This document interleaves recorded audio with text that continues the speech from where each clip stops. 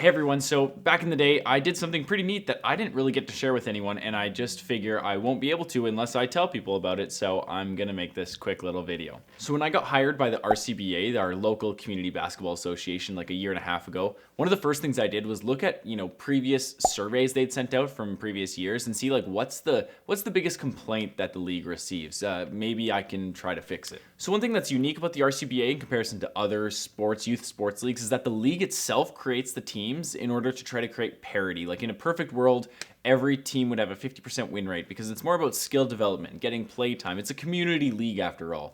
So it's not about the competition and winning per se. And how they would make these teams would be based off of tryouts as well as like previous year's performance. So if you were a stud the previous year, that's going to play into this year. Now, previously, this was just done using pen and paper, a ton of working hours to try to make the most balanced teams possible. But my solution was, what if I could use data to try to predict what will make the most even teams possible? Use some technology in 2022, believe it or not. Now, let's be real here. This is a theoretically impossible task to try to get exactly perfect. I mean, there's so many human variables that could factor into our decision making being wrong. For instance, we base a lot of the data based off a couple days of tryouts. Now, some person could have the best weekend of their life playing basketball and overperform, while other people could underperform. Now, at a certain point, you just have to, use the law of averages and assume that enough for every person that underperforms, we're going to have a kid that overperforms. So again, I know it's not perfect. This isn't a perfect science, but we can try our best to get there.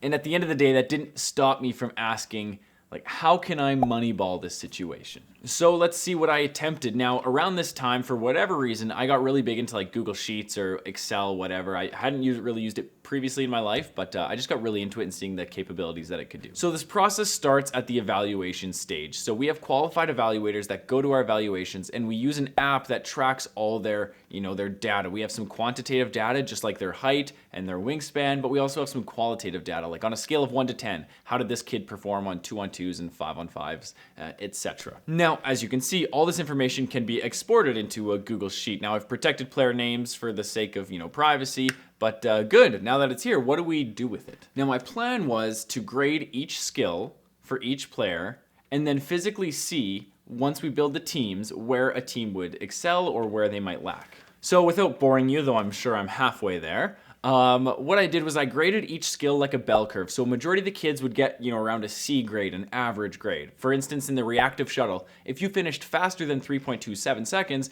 you would get an A+. And I think there's only 1 or 2 kids who would do that. But if you finished between 3.55 seconds and 4.05 seconds, again, that's where about 70% of the kids would lie and get an average grade of C or B- or something like that. Now, the next step was to be able to easily put these players on a team and then easily be able to see what the team's overall would be. Now, to do this, we'd open one of our team pages at the bottom and just start rifling kids in there based off their number that they got at tryouts. As you can see, once I'm inputting these players' numbers, instantly all their stats and their grades show up. But more importantly, at the very bottom, it shows their overall team grade. And you can think of this if you ever played a video game like Madden or 2K Sports, whatever, that your team has an overall, which is a general indication of how skilled your team is. Now, when we're creating these teams, we can always reference back to this one tab that allows us to compare the different teams, and we can give them all names like they would on the regular team. And it allows us to see which category they're the strongest in. And if a team has the strongest in several categories, well, maybe we have to shuffle more players around. And for this example, I just threw in random team numbers. I might have even duplicated players. Overall, this allowed us at the RCBA to be able to quickly and efficiently look at the teams that we've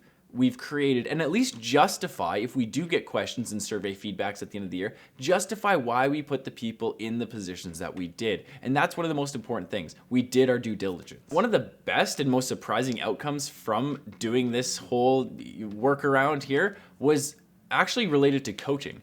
Because while we never released individual player stats to the parents, players, coaches, whatever, we looked at that bottom overall and we thought, hey, this could actually be useful for a coach to use. For instance, if I was coaching a team and I saw that my team scored an A or an A+ in non-dominant hand layups, but only maybe a D in dominant hand layups, well, I know that to start my season when I'm practice planning, maybe I'm going to put a bit more of an emphasis on our dominant hand layups, for instance.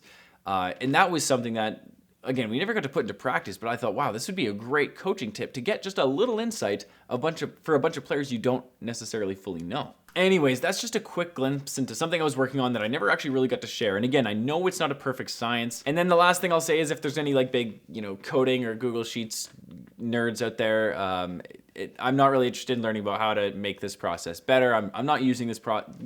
I just wanted to share something I did. I'm sure there's flaws in it, but I don't really want to have a technical conversation about it. But anyways, because I don't really care. But anyways, if you stayed around, thanks so much for watching. I appreciate it.